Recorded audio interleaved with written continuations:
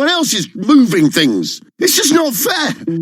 If you want fair, you want fibre broadband from TalkTalk. Search TalkTalk Fibre. Fairer broadband for everyone. Whether you're waiting for a train or a takeaway, with Tesco Mobile you don't have to wait for a brilliant deal. Our best ever Black Friday event is on. This week you can get a Samsung Galaxy A50 for just $17.49 a month. That's our lowest ever price. Get yours by the 10th of November. Tesco Mobile. Every little helps. Best ever Black Friday based on range of products in promotion was £18.99, now £17.49. 36-month credit agreement, rolling monthly usage agreement, subject to status, phase policy applies. See tescomobile.com/terms.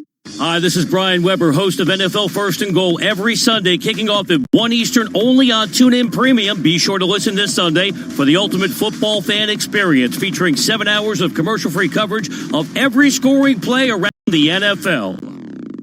ESPN Radio and TuneIn just go hand in hand. Hi, this is Mel Kiper Jr. reminding you that all of your favorite ESPN Radio shows and events are right here on TuneIn. Just search ESPN Radio to begin enjoying it today.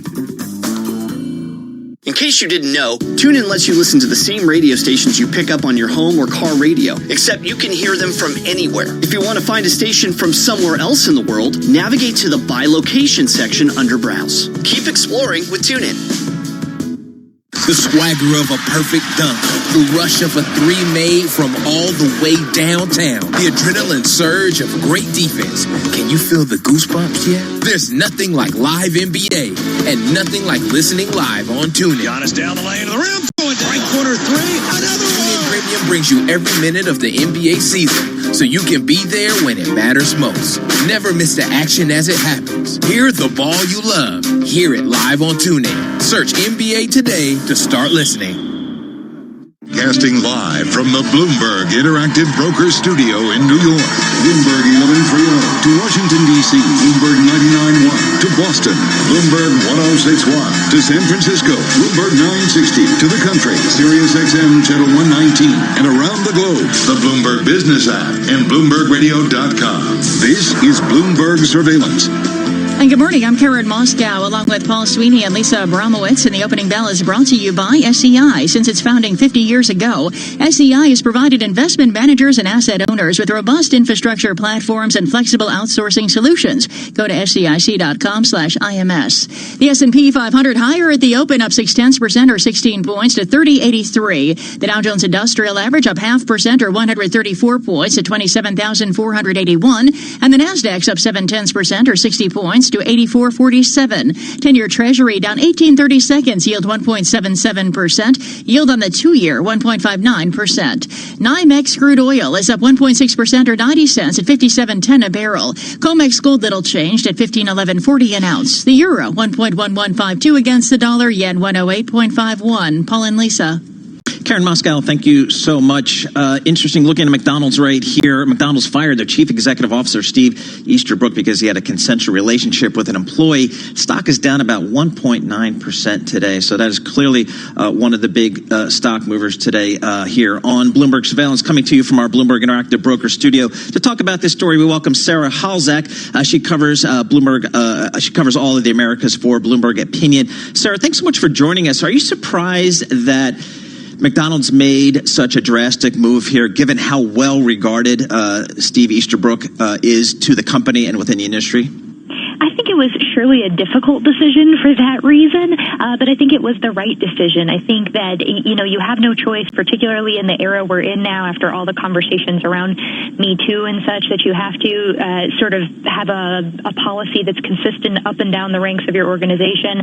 And if he violated that, they did the right thing in terms of setting the tone for corporate culture and accountability. And so it is a difficult decision because they've made so much progress under his tenure, but I think ultimately the right one. Do we have any sense of what the details were and what the timeline was here? Not really. They've said it was a consensual relationship. We know that Easterbrook was divorced, and Bloomberg News has reported that the vote took place Friday, and as of Sunday night, they had already announced their succession plan. So it appears that this all moved very quickly. Sarah, give us a sense of the succession plan that you mentioned. It seems Chris Kempczinski, who ran the U.S. operations, is now promoted to president and CEO. What do we know about this new executive? Yeah, so this is about as safe and logical a choice as you could have made to replace Easterbrook. Kempczynski has been, one of his right-hand men in executing these turnaround plans at McDonald's over the last 4 or so years. So some of the big initiatives that Kempczynski has played a big role in executing are all-day breakfast, which was really crucial in generating, stronger comparable sales growth. And McDonald's has been engaged in this massive restaurant remodeling program that has really helped in terms of lifting sales, but has also been a little tricky to manage in terms of relationships with franchisees and their expenses and investment in sort of making the restaurants look spiffier and better.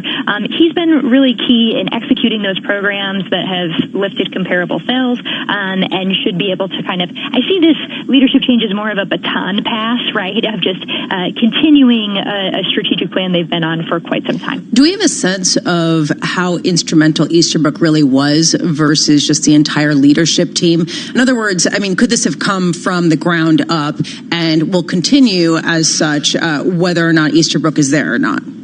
I think it will continue without Easterbrook there. I think that while certainly a lot of these ideas came from him, I think that he has a leadership team around him that is committed to this strategy and is capable of continuing to bring it forward. I think particularly we'll see this on the digital technology front. He was sort of early to recognize the power of things like Uber Eats, DoorDash, Grubhub, et cetera, in transforming the restaurant industry. And he was early to have McDonald's forge a deep partnership with Uber Eats to try to make that market share grab. He also oversaw the acquisition of this company called Dynamic Yield that should help with sort of menu board technology and that kind of thing that could have a real impact on the restaurant. And so those are the kinds of things, he made them happen, but he's got a team around them that can sort of continue the execution of those things that should help him take market share going forward.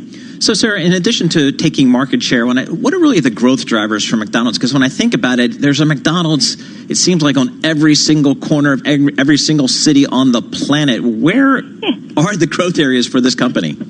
Yeah, so I think digital really is the key here. So you're right that McDonald's, particularly in the U.S. market, does not have a lot of space to add more restaurants, that's for sure. I think what they're hoping to capitalize is using delivery to get spending occasions they wouldn't have got before.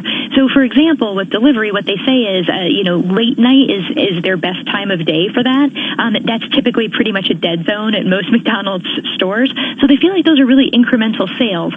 People who are sitting at home watching Netflix who wouldn't have gotten off the couch otherwise to go through the drive-through window. And so it's about finding those different occasions to lock in diners. That's going to be really important for them. I think also continuing to work on their value strategy is going to be important. Those, $1, $2, $3 menu, those kinds of promotions are very, very important for McDonald's that relies on a budget-conscious diner. That might become even more true if we head toward a recession. And so continuing to refine their offer for that customer and generating a lot of visits from that particular customer, very important to their growth strategy going forward. Last night, Paul, my 10-year-old son, said to me, do you know that more than 99 billion people have been served at McDonald's? And he was trying to wrap his head around that. He said, it means that everyone on earth has had, more than 10 burgers. And he's going on and on. And I'm just thinking, all right, yes, I remember the days when you go by a McDonald's and on the sign was always X amount of burgers have been served. Is it millions and right? I remember that too. Now we're heading into the trillion zones.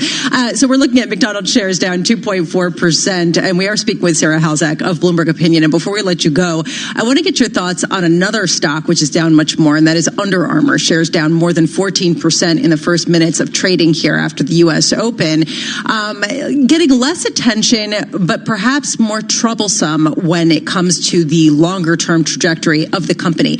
Accounting probe? What is this? Yeah. So what's been reported is that they've been under a probe for about 2.5 years, and the company says it's been cooperating fully with that investigation. What it relates to is a revenue recognition issue that perhaps there's some questions around whether they were recording sales on their books at a certain time to make sales look stronger than they actually were.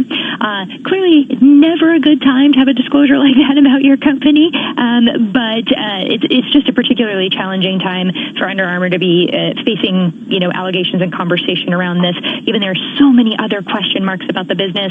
Founder Kevin Plank just announced he's going to be relinquishing the CEO job and just staying on as chairman and passing that job to Patrick Frisk. So they're having a leadership change there. And also the quarterly results they put out this morning were not very promising. A full year guidance cut based on the results in their North America division, their most important division. So just sort of a real trickle of bad news for Under Armour this morning. Sarah Halzack, thank you so much for joining us. Sarah Halzack, Bloomberg Opinion columnist, covering all things consumer, joining us from our Washington, D.C. office. And it's interesting, kind of, Lisa, today is kind of a more of a micro day. We're talking more about stocks as opposed to just it seems like what's really been driving the market are some of these big macro issues like trade, like Brexit, and so on and so forth. There's a lot of stock-specific, company-specific news today. Yeah, there's that tailwind, though, of more positive trade discussions. We are seeing the Dow average hitting a record high as people get optimistic about some sort of trade deal. And as frankly, to your point, we are seeing more beats than misses. And as a result, those shares getting celebrated by investors much more. Again, a pretty low bar. But the fact that just hurdling that low bar can snuff out some of the pessimism that has been baked into stocks, despite the fact that they are at record highs or near there. This is Bloomberg. Let's get national headlines right now with Michael Barr. Michael. Thank you very much, Paul. Thank you, Lisa. President Trump travels to Kentucky tonight for a campaign rally, his first of 3 rallies this week. He'll also travel to Louisiana and Georgia. New polls from the New York Times and Siena College show President Trump is competitive in head-to-head matchups with top Democrats in 6 key battleground states. President Trump is a no-show at the annual ASEAN Summit of the 10 Southeast Asian nations. Instead, the president sent his national security advisor to the gathering held in Thailand. Robert O'Brien invited the leaders to a special summit in the U.S. next year while talking about the importance of the region. We are committed and engaged in Asia, Southeast Asia in particular. In the entire Indo-Pacific region, the United States has investments of over $1 trillion. Riot police in Hong Kong stormed several malls over the weekend to thwart protesters. Demonstrators attacked several buildings and properties, including an official Chinese agency building. President Trump can officially begin pulling out of the Paris Climate Agreement, a deal that lets almost 200 countries set their own national targets for reducing or controlling greenhouse gas emissions. Global news 24 hours a day, on air and at TikTok, on Twitter, powered by more than 2,700 journalists and analysts in more than 120 countries. I'm Michael Barr. This is Bloomberg, Lisa. Thank you so much, Michael. We are seeing the NASDAQ reaching record highs. Also, we're seeing Amazon, Apple, and Microsoft all leading gains today as people take stock of more positive trade discussions. This is Bloomberg Surveillance. Hey, y'all, Jeff Foxworthy here. Now, if you've ever found yourself repeating the same thing over and over for 75 years, you might be Smokey Bear. Only you can prevent wildfires. That's why I'm filling in for Smokey to switch things up, because there's a lot more to say. And I should know because my grandfather was a firefighter. And one of the things he taught me is that the people that love the outdoors the most are often the ones accidentally starting wildfires, which means always BYOB. No, bring your own bucket to the campfire. And be extra careful with things like burning yard trimmings. Don't just walk away, or chances are you might be starting a wildfire. So for the love of the outdoors, go to SmokeyBear.com to learn more about wildfire prevention. Brought to you by the U.S. Forest Service, your state forester, and the Ad Council. Why has J.D. Power ranked Commonwealth Financial Network #1 in independent advisor satisfaction among financial investment firms for the 6th straight time? We think it comes down to one thing: you. Because it's your input and feedback that keeps us focused on what's most important to you and your clients and continually pushes us to be the best we can be. Maybe that's why we receive top marks in every category of the J.D. Power 2019 Advisor Satisfaction Survey. They named us #1 in client support, #1 in firm leadership, #1 in operational support, #1 in compensation, #1 in professional development support, and #1 in technology support. Ready to partner with the best?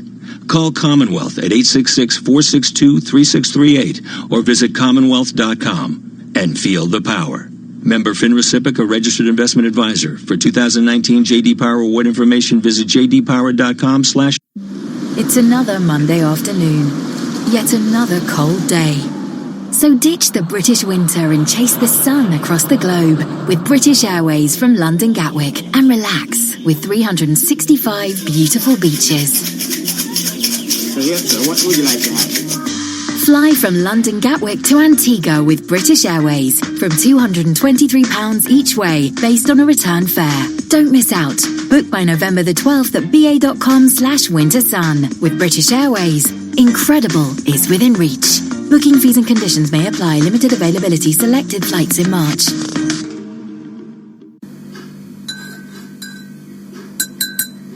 Hey, we know that Nature Valley nut butter cups are delicious anywhere.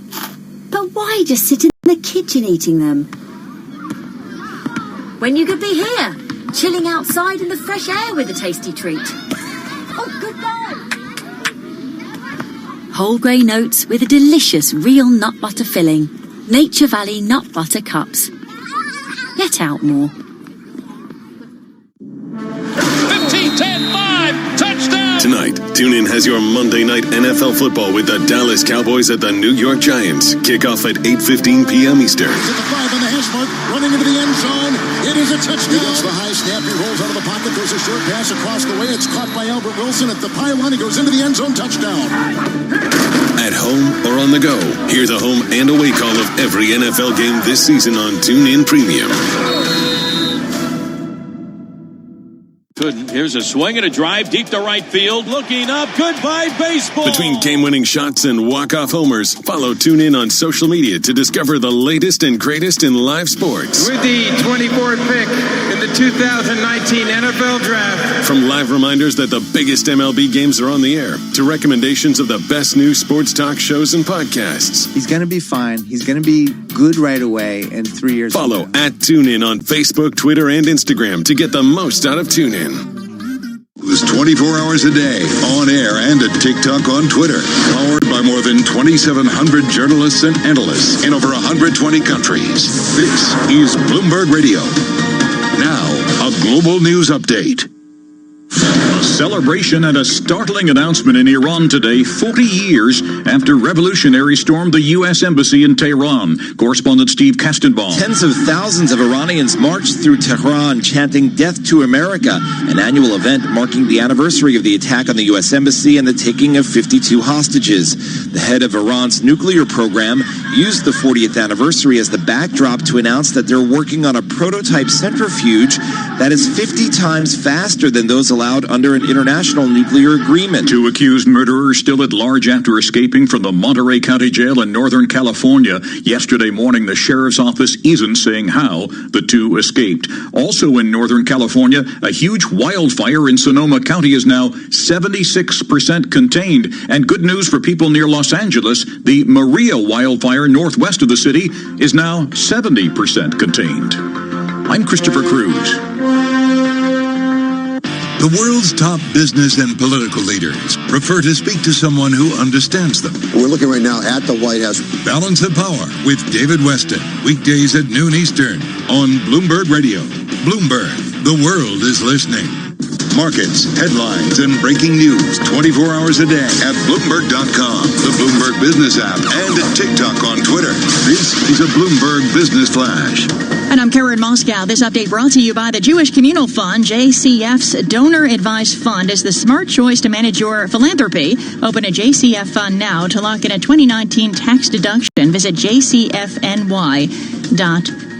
And U.S. stocks climbing to records while treasuries tumble as trade optimism fuels demand for risk assets. Car makers leading the stocks Europe 600 index toward a 4-year high after the U.S. Commerce Secretary said tariffs on importing vehicles into the U.S. market might be unnecessary. And we check the markets every 15 minutes throughout the trading day on Bloomberg.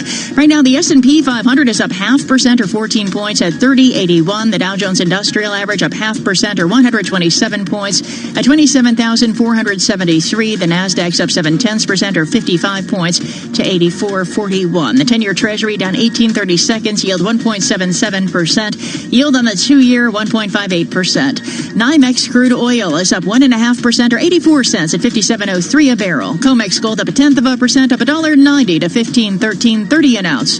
The euro 1.1154 against the dollar. The yen at 108.50. In company news, watching shares of McDonald's down 2% after it fired its chief executive, and Under Armour is down more than 14% after disclosing an accounting probe. And that's a Bloomberg Business Flash. Paul and Lisa. Thank you so much, Karen. Well, last week there were so many big interviews on Bloomberg Television, in particular Friday. Larry Kudlow, Rich Clarida, and House Speaker Nancy Pelosi, who spoke with our own David Weston, host of Bloomberg Balance of Power. And really, it was a newsmaking interview that drove the narrative over the weekend. We had impeachment discussions as well as Nancy Pelosi's take on the 2020 election. Take a listen to a snippet of what she had to say. I'm not a big fan of Medicare for all. I mean, I welcome the debate. I think that we should have health care for all. I think that the Affordable Care Benefit is better than the Medicare benefit. But we have invited advocates for it to testify in Congress, in the Ways and Means Committee, in the Budget Committee, in the Rules Committee, being respectful of the point of view. But it is expensive. Who pays is very important. What are the benefits that come in there? So I would think that hopefully as we emerge into the election year, the mantra will be more health care for all Americans, because there is a comfort level that some people have with their current private insurance that they have. And if that is to be phased out, let's talk about it, but let's not just have one bill that would do that. That was House Speaker Nancy Pelosi speaking on Friday with our own David Weston, who joins us here in our Bloomberg Interactive Broker Studios. David, there seems a sort of increasing frustration around healthcare with Democrats. On one hand, it's an incredibly important issue for them to address. On the other, there is very little agreement among the candidates of exactly how to go about fixing the problem that a lot of people agree upon. Can you give us a sense of why this is the issue that's front and center for the Democrats? Well, first and foremost, it is so terribly important to the American people. Every single poll tells you health care is right up at the top, so it's a very important issue. You have to remember, in the midterm elections back in 2018, Nancy Pelosi got a majority of Democrats in the House by saying, watch out, Donald Trump's going to take away your health care. People were scared of Donald Trump. The challenge she's got now is, you just heard at the end of that clip her saying, wait a second, if we're taking away health insurance for people, then people may be scared of the Democrats. They may take an advantage and turn it into a disadvantage. I think that's part of what she's concerned about. So, David, what does Speaker Pelosi say as relates to the upcoming election? There's such a crowded Democratic field. How does she view this thing is going to play out? Well, she's very careful in not picking winners and losers, although in that interview, she clearly conveyed a sense that we better not go too far left. I asked her specifically, are you going to win the Electoral College with Medicare for All? And she said, that's not going to help across the country. Maybe my home district of San Francisco, but not otherwise. But you have to remember, Nancy Pelosi is the Speaker of the House. When you say the 2020 election, she doesn't just think the president. She thinks about what happens to the Democrats in the House, and for that matter, is there a chance of taking the Senate? And I think part of what she's concerned about is, if you go too far progressive or left, you may not only lose the presidency, you might lose the House. I'm struggling to understand how potent healthcare as the primary issue in a debate is. I mean, yes, people want their healthcare, but I feel like they're preaching to the choir, aren't they, when it comes to Democrats trying to recruit Democrats, not necessarily President Trump's supporters? Yeah, sure. I mean, it worked for them, as I said, in 2018. You also have to think, what else do they have? One of the things we talked about was the economy's not doing that badly. We're still growing. Maybe it's 2%, but we're still growing. Unemployment is close to a 50-year low. How do you go to the Trump voter from 2016 and say, you should switch your vote now because of the economy? That's a pretty hard argument to make. Now, she tries to make it by saying it's got to be distributed differently, but it's a little bit hard to say the economy really is in a ditch. So what did Speaker Pelosi have to say on impeachment? Is such a moving target here, but it looks like they maybe want to get something done by Christmas. Yeah, she really said, number one, I'm not for impeachment. I didn't want this to go forward, and we all knew that, but she said it. I didn't want it to go forward. But when she saw the transcript of that, or the modified transcript of the conversation between President Trump and President Zelensky of Ukraine, she said we had no choice at that point. It was absolutely clear. And this is not about politics, she would say. And she did say, this is not about politics, whatever the consequences. I have an oath to defend the Constitution. What the president was doing there violates the Constitution. It's an abuse of power. How optimistic does she seem about the 2020 election for the Democrats? Well, that's a very good question, Lisa. She doesn't convey it that way. Of course she's optimistic. She says that they will do well. Okay, but how does she really feel? I think she feels, now I'm speaking for her. This is not what she said, okay? So this is presumptuous on my part.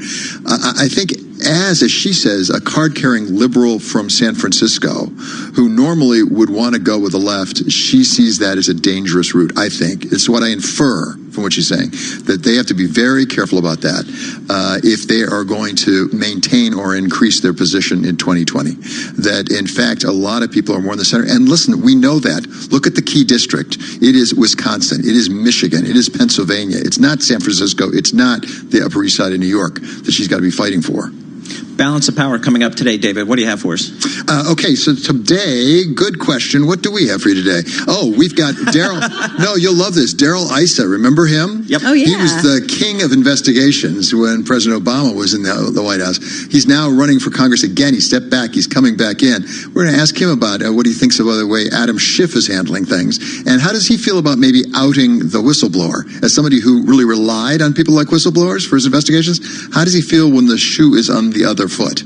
It's such an interesting time to be reporting on politics right now. It's very hard for me to get a sense of what people talk about behind the headlines and how much support there is of some of the current policies and how isolated President Trump is, or frankly, how much support he has by his own Republican Party. I'm just struggling to understand. He has 3 campaign events this week. Yes. He'll be going through the South for 3 big But interestingly, part of that is because the state of Mississippi now might actually conceivably elect the Democrat as governor. There's a lieutenant governor running there that they are concerned about. You never would have thought that. So he's going to northern Mississippi, right. Which says something about how concerned he is about it. On the other hand, I think we underestimate how good a retail, person-on-person politician he is, Donald Trump. Did Speaker Pelosi have any sense as to the timing of this impeachment? Because she's really in charge. She says it's going to take as long as it takes. And actually, I asked her, can you limit it to Ukraine? She said that's what prompted it. Can you limit it to that because that'll make it shorter? She said it's up to the committees. I can't control that. They might go into all of those obstruction of justice attempts that Mr. Mueller found. They might go to that, which means we're then into the primary season next year. David Weston, thank you so much for being with us and for the terrific interview. It really was definitely a must-watch. I recommend it. David Weston, host of Bloomberg Balance of Power, joining us here in our interactive broker studios. You can catch that today and every day at 12 p.m. Eastern. And yes, yeah, it's a great show on Bloomberg Radio and Bloomberg Television. Interesting, Paul, to me, the idea of what the Farm Belt will do, because you're seeing bankruptcies absolutely surge in that region, and yet when we have talked to people from that region, they say that it doesn't necessarily matter to the farmers there. In other words, it doesn't necessarily sway their support of the current trade regimen and sort of the pushback against China. The question that I have is, if there is a deal that gets through that is only a phase 1 deal, will it be worth it? And will that be potentially more politically damaging than if the hard line continues the way it is right now? Yeah, absolutely. And it appears like the best I think both sides can hope for is a phase 1 type of deal, probably not the big hard elements that need to be negotiated as it relates to intellectual property and trade secrets and the like, but more about agricultural purchases and the balance of trade.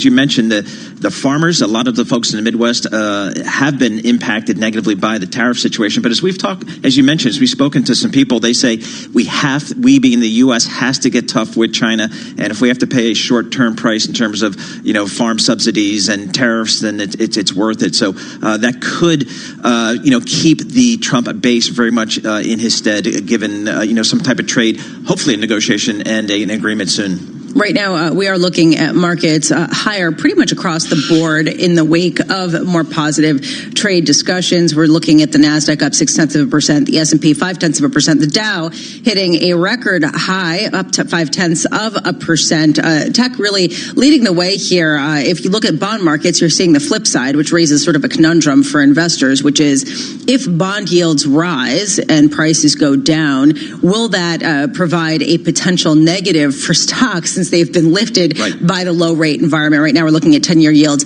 up to 1.78%, and you're seeing a similar lift across the board with different maturities. So definitely sort of a shifting in sentiment as earnings come in better. And at least a phase one deal seems to be moving. Exactly. I'm just looking at the 2-year versus the 10-year Treasury, almost 20 basis points. So, got a little bit of a steepening there of the yield 20 curve. 20 basis points. There you go. There you go. It's better than the inverted yield curve we had earlier in the year. This is Bloomberg. This is It's another Monday afternoon. Yet another rainy day.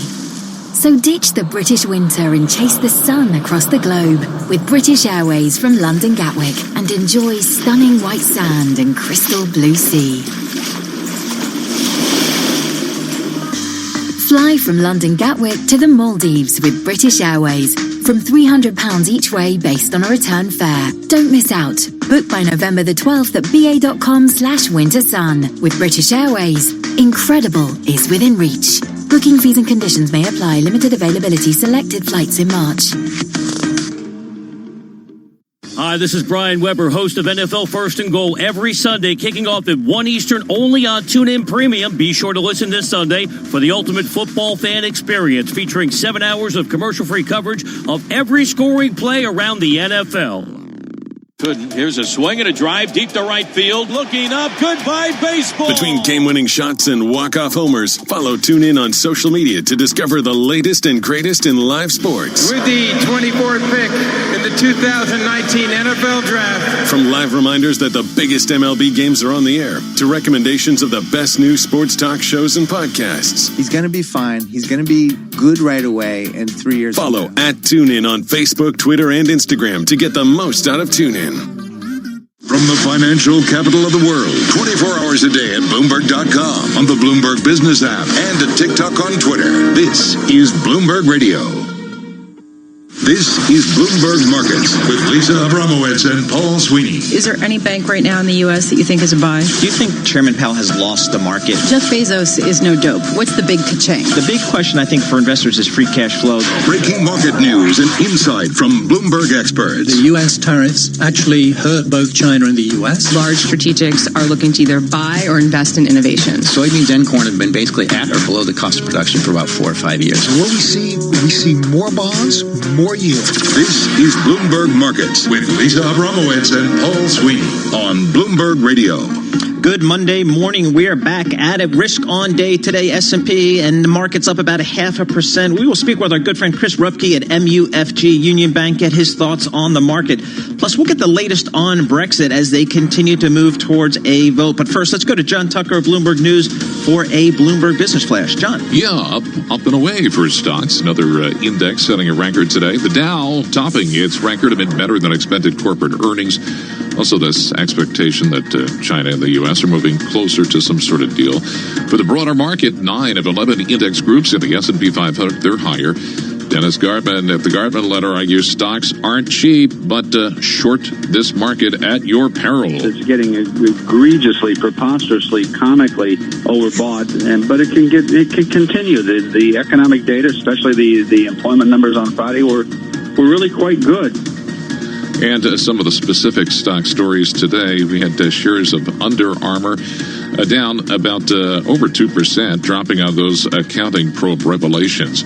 Right now, the S&P 500, 14 points higher. That's up 0.5%, 3,080 right now. The Dow Jones Industrial Average up 131 points. That's 0.5% rise there, 27,478. The Nasdaq Composite Index is up 49 points, up 0.6% at 8,434. And money moving out of treasuries. The 10-year yield is up to 177. Brent crude is up 87 cents a barrel, 62.56. We'll check the markets for you every 15 minutes during the trading day right here on Bloomberg Radio. I'm John Tucker, and that is your Bloomberg Business Flash. Thank you so much, John. Bloomberg Markets is brought to you by New Jersey Institute of Technology, offering hands-on learning in the largest makerspace in New Jersey for those working in manufacturing and mechatronics. More at njit.edu/manufacturing. We have Dave Wilson in the house, Bloomberg stocks editor, in our Interactive Brokers studios. We are seeing a record high on the NASDAQ and close to it on the other indexes. Is this largely a sentiment shift with the trade momentum gaining steam, or is this really a specific stock picking story that's kind of coming together to paint a rosier picture? It sure looks more like the momentum shift you mentioned, Lisa, if only because, here we are. We had records at the end of last week. We have more records today if you look at the benchmark indexes. And it's not like you can kind of pin it on one group in particular. And the energy stocks are the best performers on the day in the S&P 500 among the 11 main industry groups. But, I mean, the way energy's been going this year, and it's really sort of a bit of a turnaround, at least for the moment. And, the stocks just don't count the way that they used to in the index. So, you put that together, and it does suggest that what we're seeing here is something broader, if only because, you look beyond energy, you see financial stocks at the forefront of the gains. We're talking about the Bank of Americas of the world. So, that it does have the look of just sort of a bigger picture kind of optimism that things are going to work out. At the very least, it's getting to be the end of the year. It's, you think about the 6-month period where stocks do best. It just started, at least by historical standards. So, just some reasons for confidence here. There's certainly some issues here. I'm looking at on the downside, Under Armour stock down 13%. I guess we have some accounting issues at this company. That's never good. Never. And it's been going on for more than 2 years. And, they finally get around to telling investors about it because the Wall Street Journal came out with a story over the weekend. So. Oh, yeah, that? Oh, yeah. That, you guys should know about that, I suppose. Right. The Securities and Exchange Commission and the Justice Department both looking at Under Armour. And we should point out it's one of these companies that has 2 publicly traded classes of shares. Both of them are in the S&P 500, and both of them are the index's worst performers by far on the day, given the news, which really kind of offset a quarter that if you just looked at the basic figures, wasn't half bad for Under Armour, considering their earnings beat estimates, at least the ones we surveyed here at Bloomberg. Similar story on revenue. And yet, you have accounting sort of hanging over the company, and people have to kind of take a step back and say, things aren't as they seemed just before these results came out.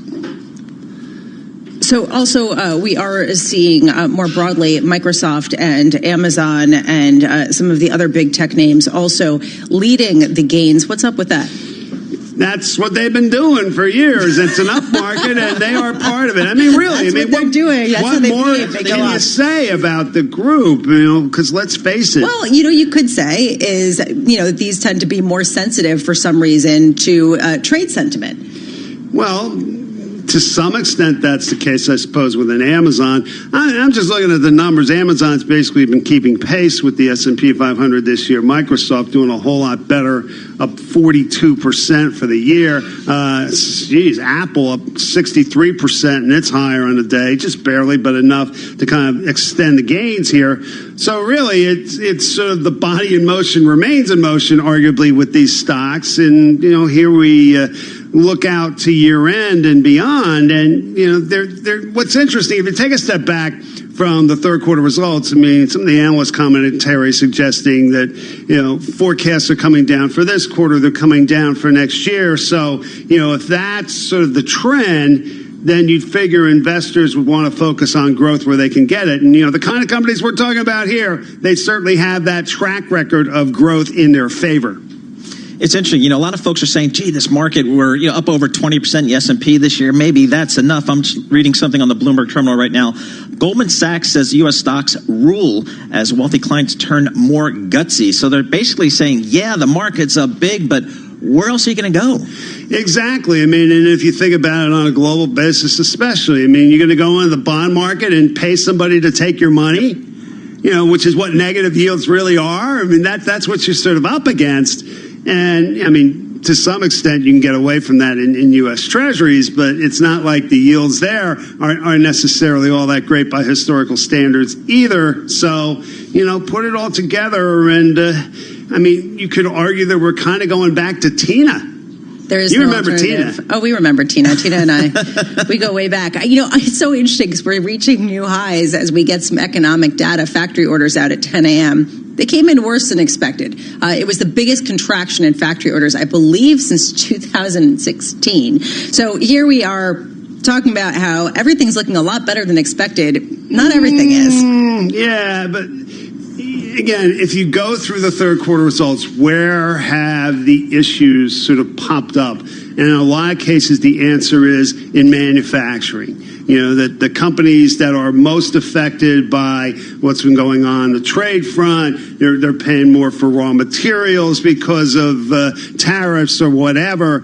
I mean, that's where we've seen a lot of the weakness here. So, it's understandable that you'd see a factory number that wasn't so great, but it's not like that's out of line with the trend that we've been seeing for the last several weeks. So, stocks carry on. So no one cares, yeah.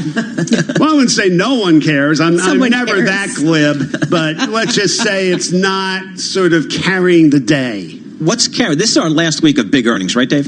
It is. I mean, you go through, we've got Uber coming up after the close today. That's certainly going to be a closely watched report, if only because, how many times have we seen these relatively new public companies, not relatively new in the broader sense, but, they come out with results. Analysts want to see a path to profitability at the very least, and if companies deliver that, great. And if they don't, their shares get beaten up. So, Uber, with the kinds of losses that they've racked up in their history, you have to wonder how the latest results are going to be taken, and whether they'll just be another example of companies that, they don't get a break from investors, because at the end of the day, you got to be able to make money. Got to make some money. Bloomberg Stocks editor Dave Wilson, thank you so much. Yeah, those Uber numbers will be very interesting. We had those numbers from Lyft last week, a little bit better than expected, but as David mentioned, that path to profitability, we did not get that at the IPO. Are we going to get some more clarity going forward on that for Uber? We'll check it out after the close today. Right now, let's head down to our 99.1 studios in Washington, D.C. to Nathan Hager for World and National Headlines. Nathan. Paul, written answers not acceptable. That from President Trump in a tweet this morning after the whistleblower's lawyer made an offer to Republicans over the weekend to let his client answer written questions so that the whistleblower's identity could be maintained while allowing GOP lawmakers to get around Democratic Chairman Adam Schiff in the impeachment investigation. President Trump continues to demand the whistleblower be identified. They know who it is. You know who it is. You just don't want to report it. CNN knows who it is, but you don't want to report it. And you'd be doing the public a service if you did. Today, the House Impeachment Committees had planned to hear testimony from 4 Trump administration witnesses, including a top National Security Council lawyer. Sources tell Bloomberg none of those witnesses will appear today. President Trump has invited Southeast Asian leaders to a special summit in the United States early next year. That's after he skipped the annual Association of Southeast Asian Nations Summit near Bangkok, sending National Security Advisor Robert O'Brien in his stead. O'Brien accused China of intimidating ASEAN members. The region has no interest in a new imperial era where a big country can rule others on the theory that might makes right. America is helping our ASEAN friends uphold their sovereignty. 7 of the 10 ASEAN nations also sent foreign ministers in place of their top leaders. Iran used the 40th anniversary of the U.S. embassy siege in Tehran to announce its latest breach of the nuclear deal with the West. Iran says it's working on a prototype centrifuge 50 times faster than what's allowed under the deal. Global news 24 hours a day on air and at TikTok, on Twitter, powered by more than 2,700 journalists and analysts in more than 120 countries. This is Bloomberg. We live in an era where research, production, and decisions are no longer made for just one place. If the U.S. and China are saying good things, the markets can go about their business. Bloomberg Daybreak Asia. Are you seeing a lot more buying power on the part of younger people in China? Financial news made in Asia for use everywhere. Can we expect more opening of the Chinese onshore bond markets? Tonight at 6 Eastern on Bloomberg Radio, the Bloomberg Business app, and BloombergRadio.com. Bloomberg, the world is listening. Listen, as a hiring manager, I've got to tell you, the best job candidate isn't always the typical candidate. Sometimes they're a grad of life. Meet the grads of life. Young adults of unique determination and experience. An ideal fit for your company in an entry-level position, internship, or mentorship. They might not have every qualification you typically look for, but they're exactly who your company needs. Sometimes the best candidates aren't the ones you're used to. Go to gradsoflife.org to learn how to find, cultivate, and train this great pool of untapped talent. Brought to you by the Ad Council and gradsoflife.org. In-depth analysis, concise reporting, need-to-know global business news. Around the world and across the markets, Bloomberg connects the dots for decision makers. Stay on top of today's headlines. Follow big breakthroughs in tech. Understand the latest political issues. See how the world's wealthiest are spending their money. Track what's happening in the markets and much more. Subscribe today to Bloomberg, the global standard for business reporting. Get it all at Bloomberg.com/subscriptions. Imagine being fired because of who you love. Imagine being denied medical treatment because of who you marry. Imagine being evicted because of who you are. Millions of Americans don't have to imagine this. They have to live it. Because in 31 states, it's legal to discriminate against LGBT people. Get the facts at beyondido.org. Brought to you by the Gill Foundation and the Ad Council. It's another Monday afternoon. Yet another cold day. So ditch the British winter and chase the sun across the globe with British Airways from London Gatwick. Experience Mexican culture and relax by the Caribbean Sea.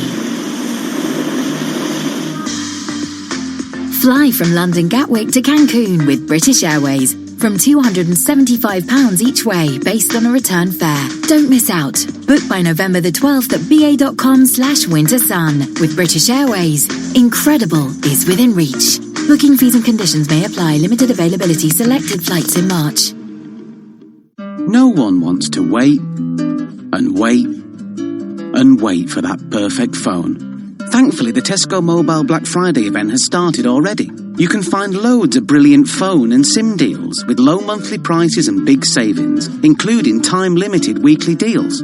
Tesco Mobile's best ever Black Friday event is on. Go in-store or search Tesco Mobile.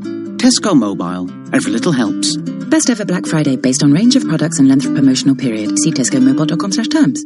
Hi, this is Brian Weber, host of NFL First and Goal every Sunday, kicking off at 1 Eastern only on TuneIn Premium. Be sure to listen this Sunday for the ultimate football fan experience, featuring 7 hours of commercial-free coverage of every scoring play around the NFL.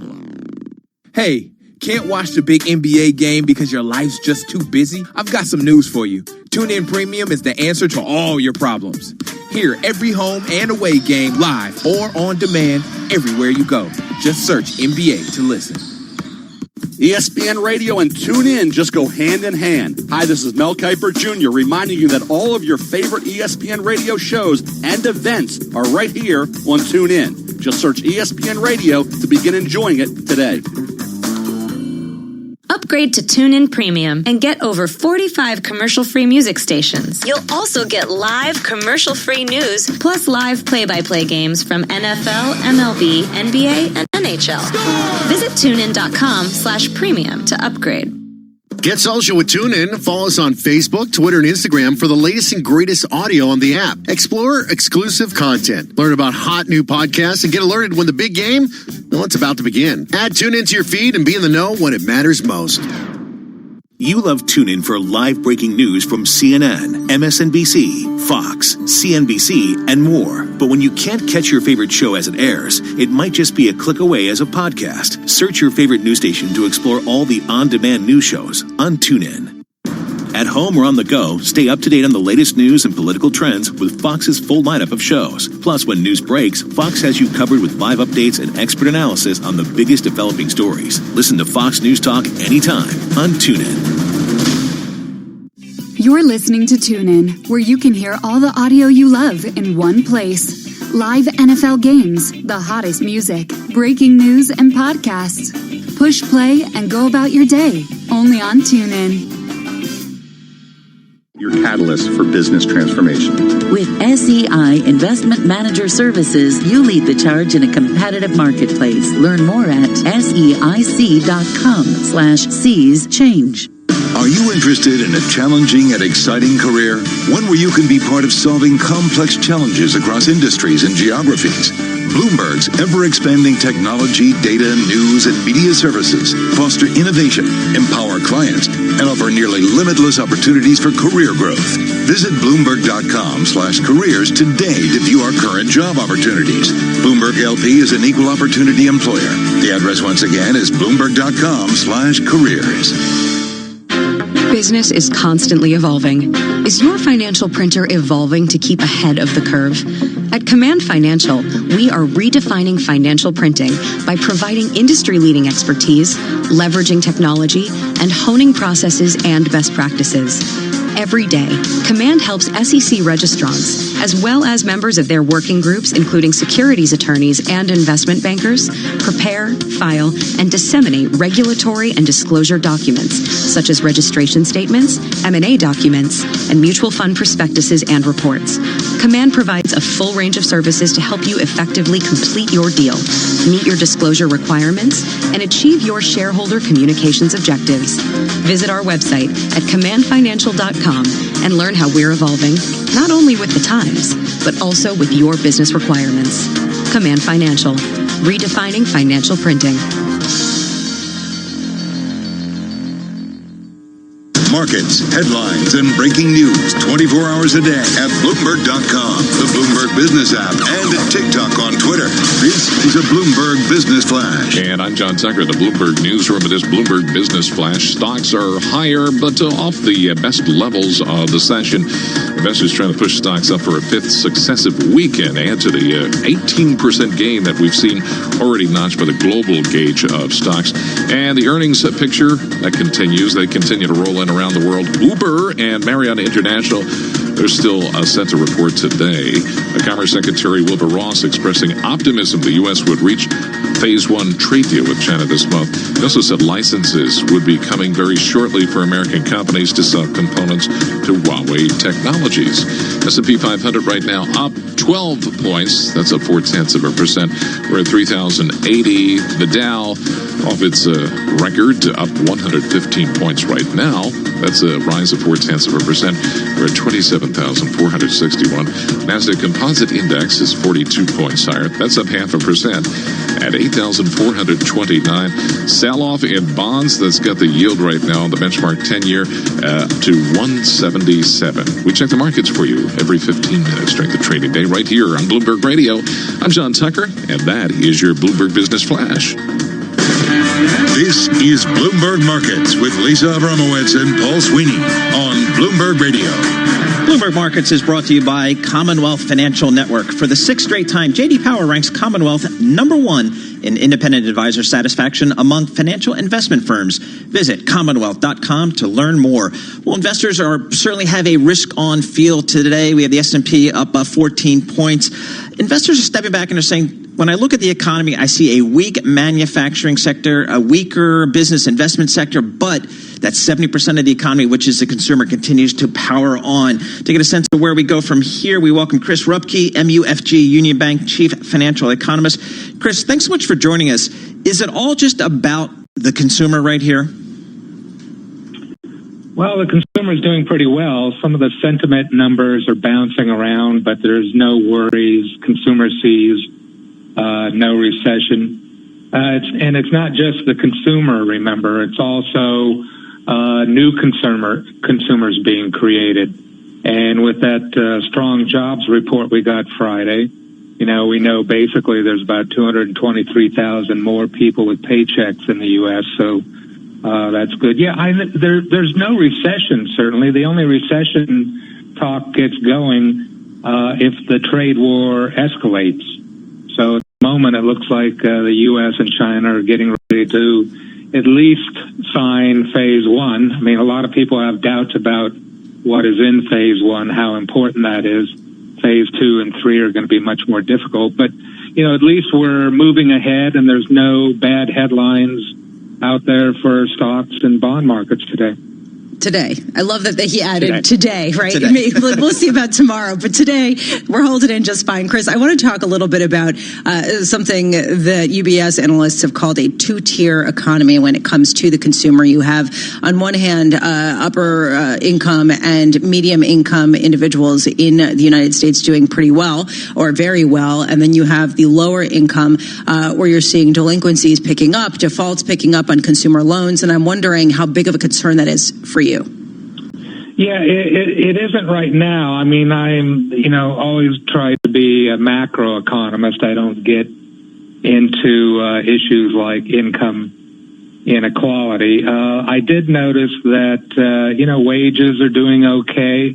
If you look at non-supervisory worker wages in the report we got Friday, they're running 3.5% year over year, which, it's better than a poke in the eye with a sharp stick. And the average hourly earnings, that includes bosses, of course, that's only running 3%. So they're getting a little bit more factory workers, 3.5% versus 3%. But you're right. I mean, but most of those issues, the income inequality issues, so-called, I don't think they're ever enough to really drag us down into a recession on their own.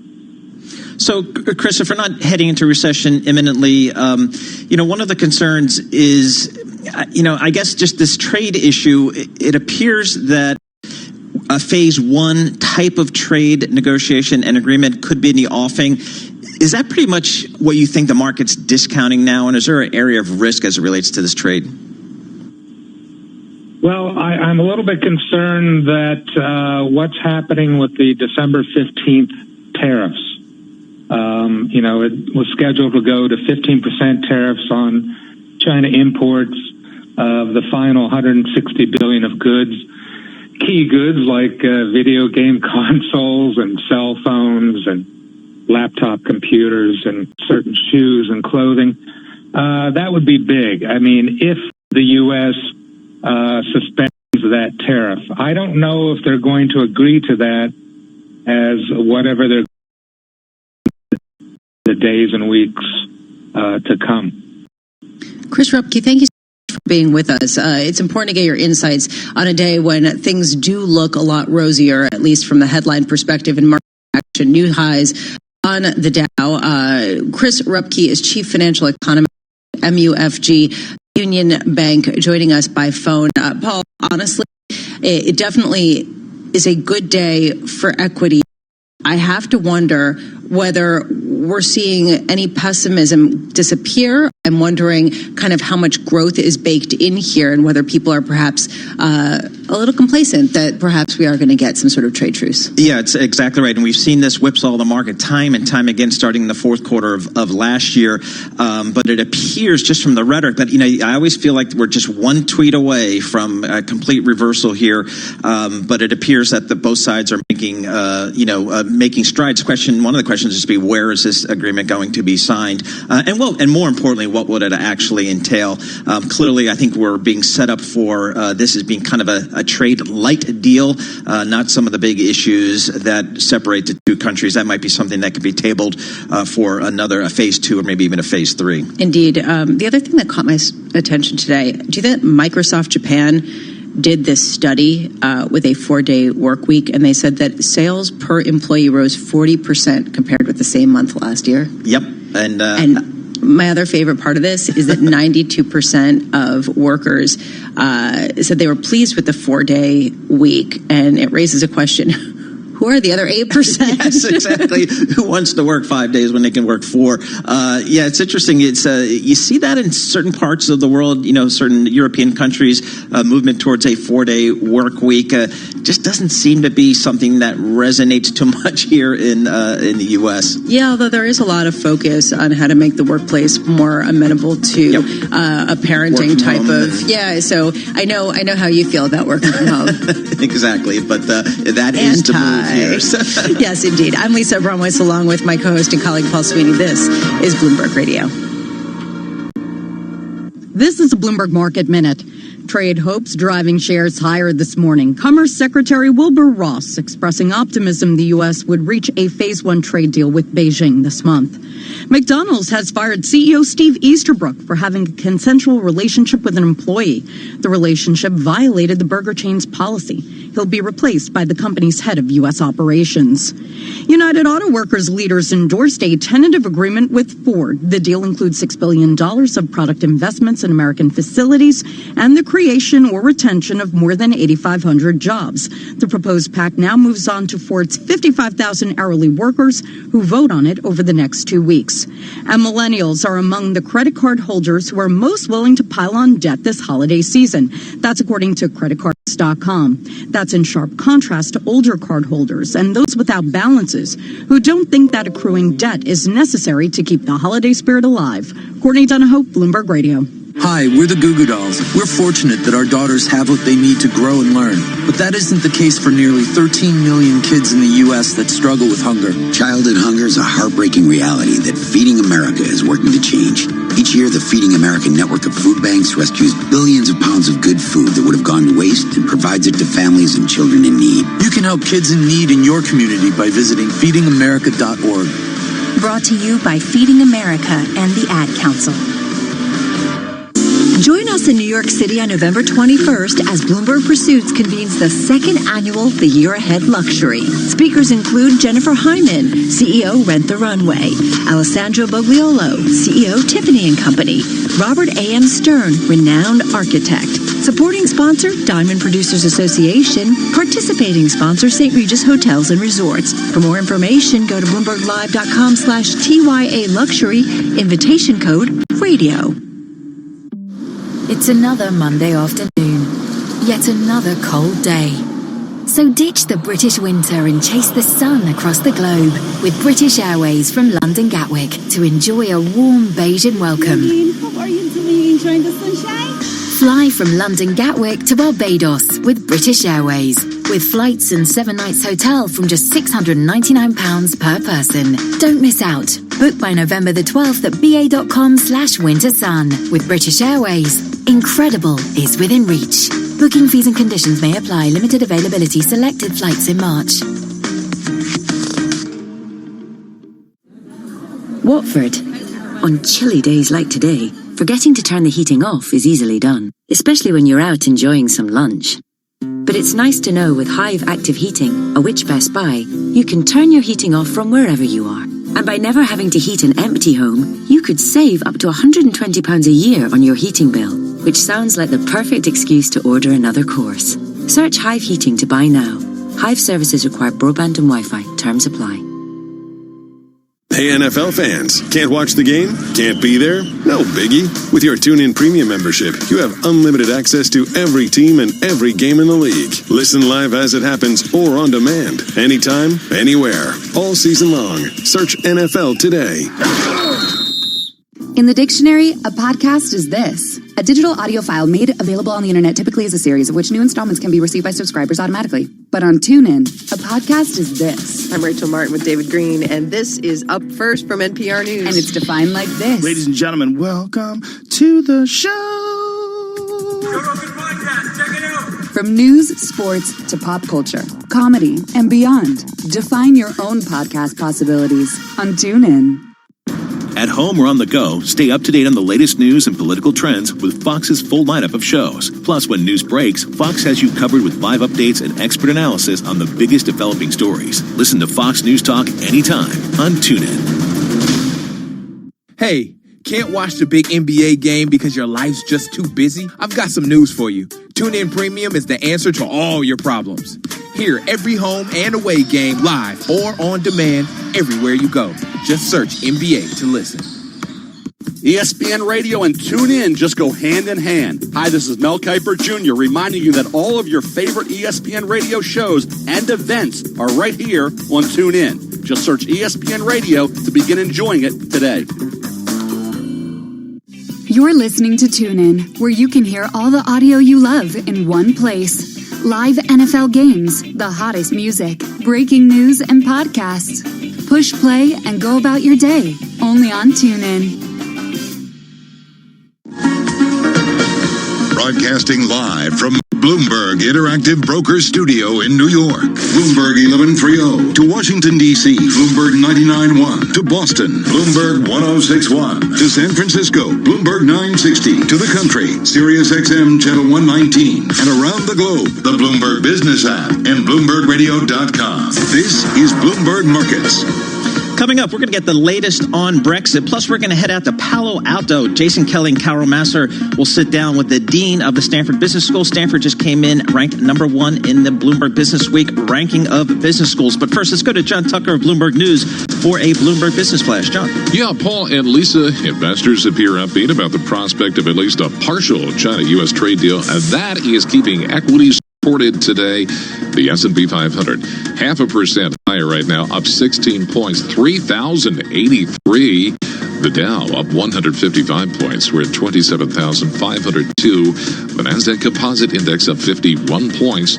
That's a rise of 0.6% at 8,437. Commerce Secretary Wilbur Ross expressed optimism the U.S. would reach a Phase 1 trade deal with China this month.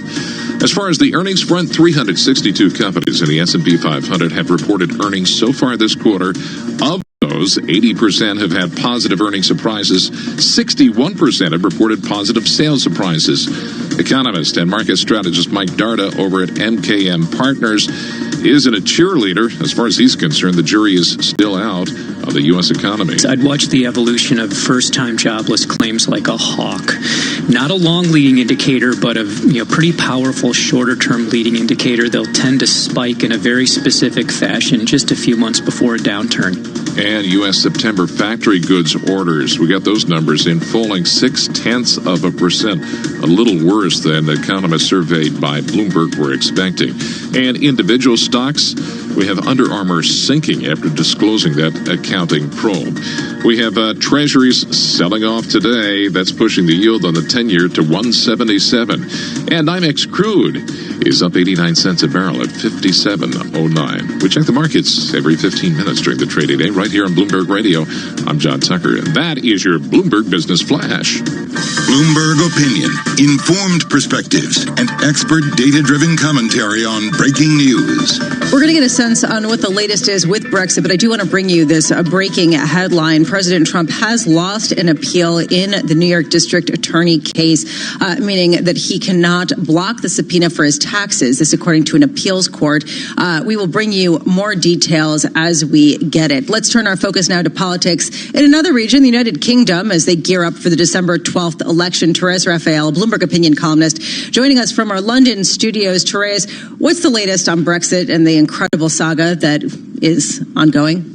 Well, Brexit has almost been on a sort of back burner today as the House of Commons elects a speaker to replace John Bercow, the very controversial Speaker of the House, who's become something of an international celebrity. But Brexit's never very far from the surface. You have quite a battle brewing between the Conservative Party, which is campaigning on Boris Johnson's Brexit deal, and Nigel Farage's Brexit Party, which announced Friday that they would stand candidates in all of the constituencies in England, Scotland, and Wales, including against Conservative candidates. So they're being accused, Farage is being accused by Conservatives of undermining Brexit itself and threatening to split the vote.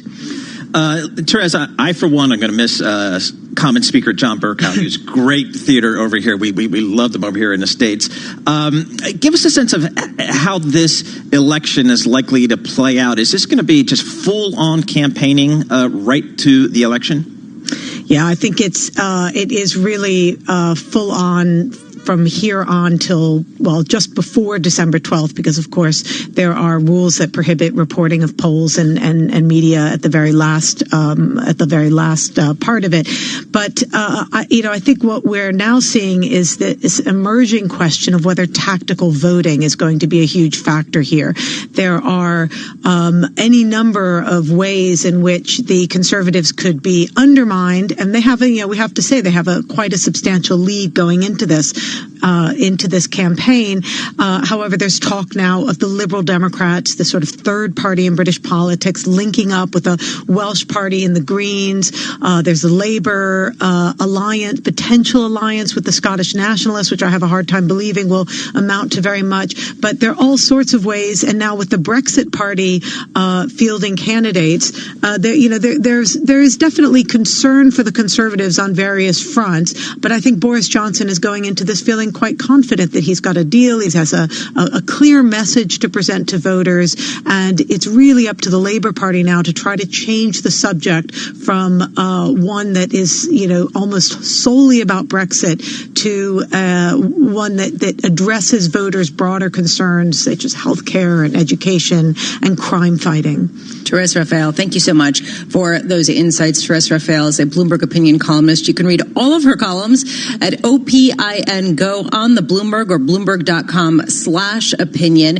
Joining us from London. Let's switch gears a little bit to one of the big stories of the day, McDonald's booting its highly popular and successful chief executive officer after it came to light that he had a consensual relationship with an employee. Joining us here in our Interactive Broker studios is Anne Riley Moffat, who covers the company for us here at Bloomberg News.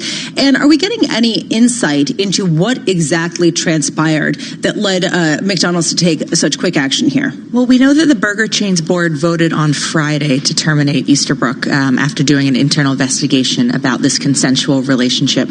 And we know that violated company policy, and McDonald's didn't want to take any risks there. They've been cracking down on sexual harassment and issues at the franchisee and chain level. And so I think they decided, you couldn't hold your CEO to a different standard, and they acted very quickly. By Sunday night, Easterbrook was out. I think that's a very interesting part of the story, the franchisee story, Ann. So give us some background of what's developed in the franchisees at this company. Yeah, and I don't think it's anything unique to McDonald's. Right. I think it's something you see a lot, minimum wage, these companies that just employ so many people.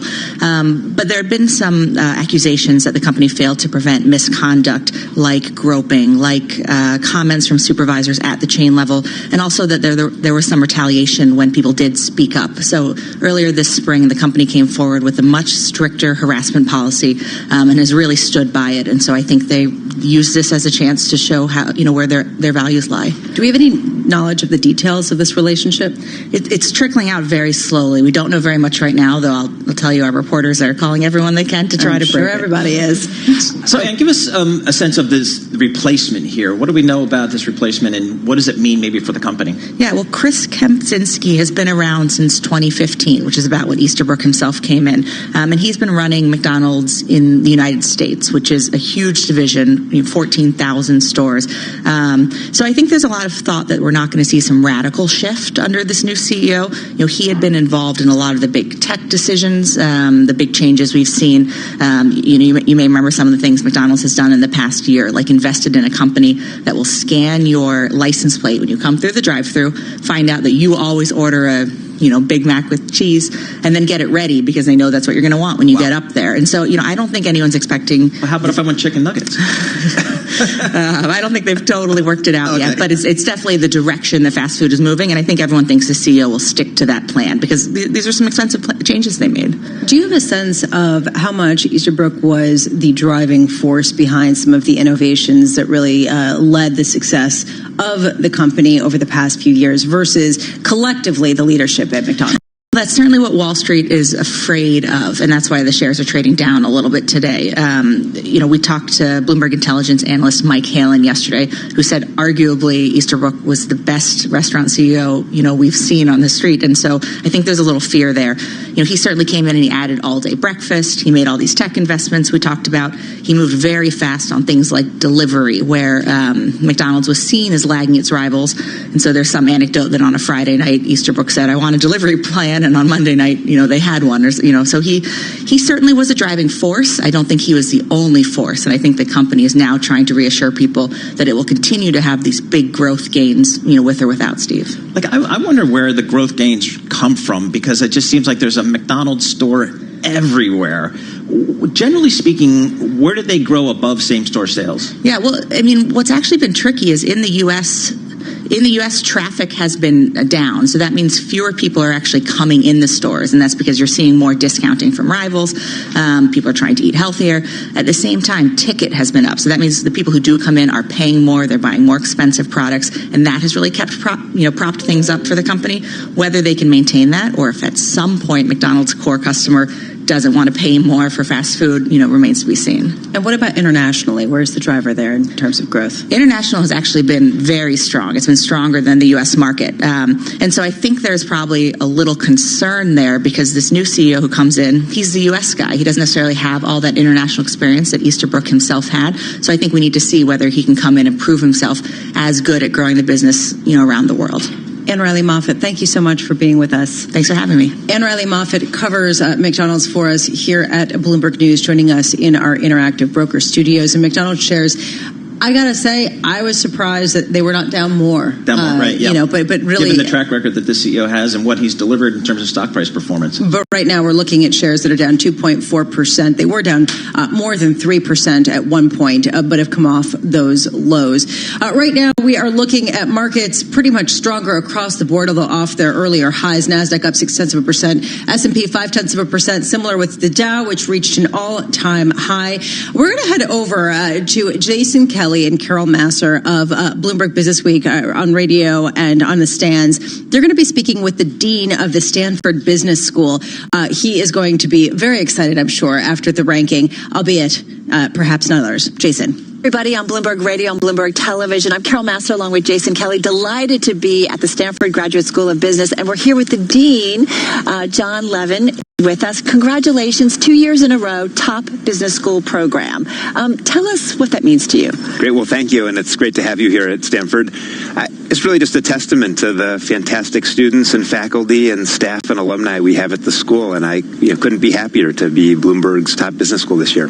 All right. So it's pretty quiet here. It's a beautiful day. The students will be milling around very shortly. What's on their minds right now? It is a topsy-turvy corporate world. And as they prepare to get into the next phase of their career, what are they most worried about?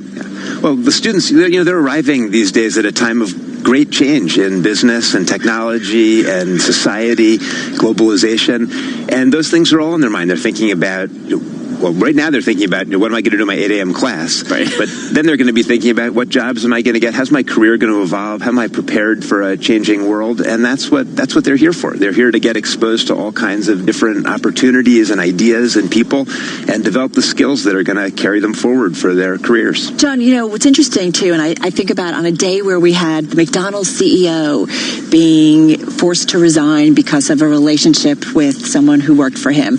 Under Armour, there's financial, looking into kind of the financials at that company. I do feel like corporate responsibility and governance is really front and center. How do you work all of that into what you do here at Stanford? Yeah. We start with that on day one. We ask the students, what kind of leader do you want to be? What kind of organizations do you want to help build?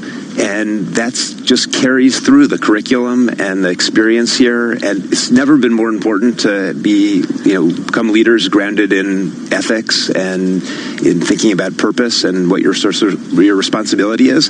And that's a big part of the discussion throughout the time that students spend here at Stanford. I have to think, too, given where we are in Silicon Valley, this time where there's a lot of talk in Washington about Silicon Valley, its role in society. How do you square all of that being really the face of Silicon Valley in many ways?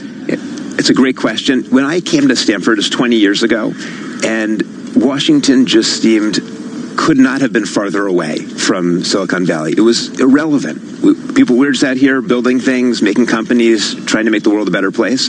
And it doesn't feel that way right now. It feels like Washington and Silicon Valley have come much closer together. There's more. You talk about regulation. There's going to be more regulation. The impact of Silicon Valley on government and on democracy is enormous. And we're right in the middle of that. And I think that's a really important responsibility for Stanford to be in the middle of that discussion, to try to facilitate connections between Washington and tech firms. And we're trying to do that. It's rapidly moving now. And I do think about, we've heard from various Stanford grads or alums, what happens is it's not uncommon for a lot of executives to just kind of drop in and have conversations with students here. Tell us about how important that is as part of kind of what they learn, the experience. I think it's a huge part of what students experience here. It's part of what just opens their aperture to what are the opportunities for them in the world, is getting exposed, first of all, to having a really world-class faculty that they can learn from, but then to have a mix of people just coming in through campus, talking in classes, talking to the students, meeting with them, and that's really what opens their eyes to the things that they might go on to do in their lives. One of the interesting things about a business education is for a long time, it was a fairly straightforward proposition. It was an investment. You paid X tens of thousands of dollars. You came out on the other end. You got paid very well, paid better than maybe you were going in. It seems more complicated now, and maybe even some existential questions around why am I getting an MBA? How do you make the case for Stanford to students? Yes, you're number one, but still, you got to make a case that you're better than the Harvards, the Whartons, and the Sloans of the world. Well, all of what you said is still true. There's still great economic ROI on an MBA here and at other schools.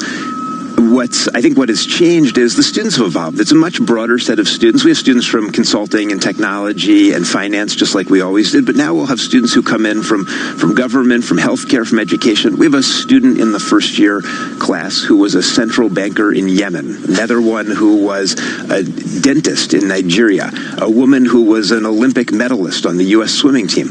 And you put all those people in the mix together, and that's part of the magic of the place. And then they go on to approximately the same richness of careers, and that's changed. That sense that the MBA can prepare you for anything, for all different walks of lives, all different careers. I think that's really fundamental to what we're trying to do. John, one of the things we talked about when we were here just 1 year ago, celebrating you guys as the number one top-ranked MBA program, was immigration issues and how that was impacting foreign students being able to study here in the United States. What's changed in a year, if anything? That's really front and center for us. More than 40% of our class is international here, and that's part of what makes the program so special. Is you have people from 60 countries, and they speak 70 languages, even though it's a very small program here, intentionally small. And I think one thing that I hope people appreciate or will come to appreciate is just what an incredible asset that is for our country, to bring people in from all around the world and have them study here. And many of them will stay in the United States and contribute enormously to the economy here. Create great companies, go on to be great leaders. And some of them will go back, and that's great for us too, because they'll bring American values and understanding and thinking back to their countries around the world. So before we let you go, it's going to be a busy day here for us and for you. What's your single biggest challenge in your job as you look across the next year?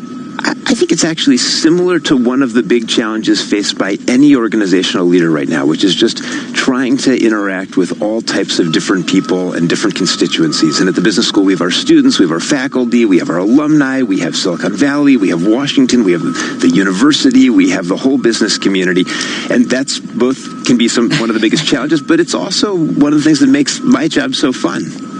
All right, John Levin, thank you so much. Congratulations, Dean of the Graduate School of Business here at Stanford. Thank you. Thank you so much. All right, back to you. That was Carol Miller and Jason Kelly. They are out. Carol Masser, they're out at Palo Alto at Stanford Business School. With the dean of the business school, Stanford came in ranked number one in the Bloomberg Business Week ranking of MBA programs. So certainly a big day for the Stanford Business School. Yeah, it's interesting. I like Jason Kelly's question about the existential issues facing business school. Why is it necessary, right, at a time when people can have different entrees into the field? And this isn't just business school. This is, frankly, any school. And it's an increasing question as the cost of education goes up. So these rankings take on all the more importance because the pool of candidates isn't necessarily unlimited. That's right. And what has been, as the Dean Levin from Stanford mentioned, about 40% of the incoming class at Stanford Business School is international. And that poses a whole number of issues with the changes in visas here in the U.S. and immigration discussions here in the U.S. It's actually scaring off a lot of international applicants. And across the board, we've seen reporting that applications to business schools are down double digits, primarily because of the international applications, not growing nearly and actually shrinking over time. So it's a big issue for the business schools. Indeed. To hear more from their interviews in Palo Alto and from Stanford in particular, tune in Bloomberg Business Week. That is today at 2 p.m. p.m. Eastern on Bloomberg Radio, and you can catch all of the highlights over the weekend when the Bloomberg Business Week television show is aired. Right now, let's head over to Nathan Hager and get some world and national headlines. Nathan. Hi, Lisa. Thank you. President Trump's latest legal attempt to keep his personal and business tax records secret has come up short. A federal appeals court has just ruled the president cannot block a subpoena from the New York District Attorney for his taxes, and he will have to turn over 8 years' worth of those records. The DA's office has been investigating whether the Trump Organization violated state law through hush payments to two women who claimed they had affairs with the president. Those payments were made during the 2016 presidential campaign. The Justice Department says the lead lawyer for the White House National Security Council is absolutely immune from being compelled to testify in the House impeachment investigation. In a letter to the House of Representatives, Assistant Attorney General Stephen Engel says, as an advisor to the president, John Eisenberg is immune from subpoenas. Eisenberg's private attorney says his client didn't have ample time to prepare, and even if he did, President Trump has ordered him not to appear behind closed doors with the impeachment committees today. 3 other White House witnesses are also scheduled to testify behind closed doors. They, too, are not expected to show. Over the weekend, the lawyer for the whistleblower who sparked the impeachment inquiry offered to let Republicans ask written questions so that the client's identity could continue to be protected. But President Trump rejected that idea in a tweet this morning. Republicans on Capitol Hill appear to be doing the same. Jim Jordan is the top GOP member of the House Oversight Committee. The guy started it all. We think he should sit in front of us under oath, answer our questions, and do that in person. Democrats say transcripts of the closed-door depositions that have been given so far will come out, though they are not giving a firm timeline for when public hearings will begin in the impeachment investigation. In Iraq, anti-government protesters crossed a major bridge in central Baghdad and came within 500 yards of the prime minister's office in the heavily fortified Green Zone as security forces fired live ammunition and tear gas. The fighting killed at least 5 demonstrators, wounded dozens more. Iraqi security has killed more than 250 people in 2 waves of protest in central Baghdad over the last month. And we've just learned Federal Reserve Chairman Jerome Powell will address the Joint Economic Committee of Congress on November 13th. That's a week from Wednesday. The hearing is set to begin at 11 a.m. Wall Street time that day. The committee announced it on its website moments ago. Global news 24 hours a day on air and at TikTok on Twitter, powered by more than 2,700 journalists and analysts in more than 120 countries. In Washington, I'm Nathan Hager. This is Bloomberg. Lisa and Paul. Nathan, thank you so much. That news update was brought to you by the Jewish Communal Fund. JCF's donor-advised fund is the smart choice to manage your philanthropy. Open a JCF fund now to lock in a 2019 tax deduction. Visit jcfny.org. Lisa, I'm looking at that McDonald's story. A little bit more reporting coming out of Bloomberg News. It looks like the former McDonald's chief executive officer, Stephen Easterbrook, who was fired for having a relationship with an employee, will leave with about $675,000 severance and 18 months of health insurance benefits. Yeah, not terrible, his parachute on the way out. Although shares under his leadership did rise 96%. So he did do well by the company. He said in an email sent to his employees, this was a mistake. Given the values of the company, I agree with the board that it is time for me to move on. I think that what Ann Riley Moffat said about the franchises was important, that basically if they're holding all of the employees of all of those franchises to that standard of not having relationships, particularly with subordinates, you need to have that leadership at the top, too. Yeah, absolutely. I think the board at McDonald's, it's interesting. I mentioned to Ann, how quickly the board moved, and it just shows you how important these issues are for corporate America, increasingly important. And, this board move, apparently, given the reporting that we're seeing very quickly, to move a CEO that had been extraordinarily successful for this company. But as we've seen in other reporting, there's quite a deep bench at McDonald's from what we can tell. And so this transition appears to be about as seamless as you could ever imagine for a company that has to deal with a very shocking departure of the CEO. One business school professor wrote, large public companies are less likely to tolerate such behavior because of reputational risk concerns. The nature of the business may also be a factor. After all, their target customers are families and children. Indeed. I mean, if you think about McDonald's, Happy Meals and then the playgrounds and all of the sort of family focus at the company, it is a huge liability if you have something come out that's unseemly about the chief executive officer. Yeah, for these consumer-facing companies, absolutely true. So again, McDonald's moving quickly here to essentially fire their CEO over that worker relationship. Stock off modestly this morning, but you could look at the stock and say, kind of shows the resiliency of this management team at the company. We've heard some reporting coming out that most of investors, if you look at the stock here, kind of remain supportive of this stock, which has been one of the best performers. It's interesting that we haven't gotten more details, though. I mean, you better believe that every single reporter across the country and world is trying to find out what exactly happened here with this relationship, and so far, nothing has come out. So that's notable. It is, and but I'm sure it will come out over time. But I think for shareholders, it's a shock, it's a change. But again, given that the stock is kind of hanging in there pretty well today, suggests that again a deep bench at this company, and maybe some kudos for this board and this management team moving very quickly to make the change. Indeed, and we should just add that the relationship was consensual, so it's not necessarily any allegations other than that. This is Bloomberg Markets.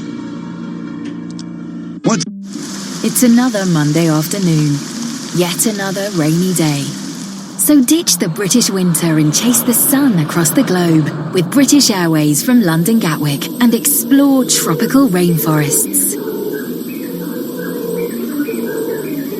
Fly from London Gatwick to Costa Rica with British Airways from £218 each way based on a return fare. Don't miss out. Book by November the 12th at ba.com/wintersun. With British Airways, incredible is within reach. Booking fees and conditions may apply. Limited availability. Selected flights in March. 15-10-5, touchdown! Tonight, TuneIn has your Monday Night NFL Football with the Dallas Cowboys at the New York Giants. Kickoff at 8:15 p.m. Eastern. At the 5 on the hash mark, running into the end zone.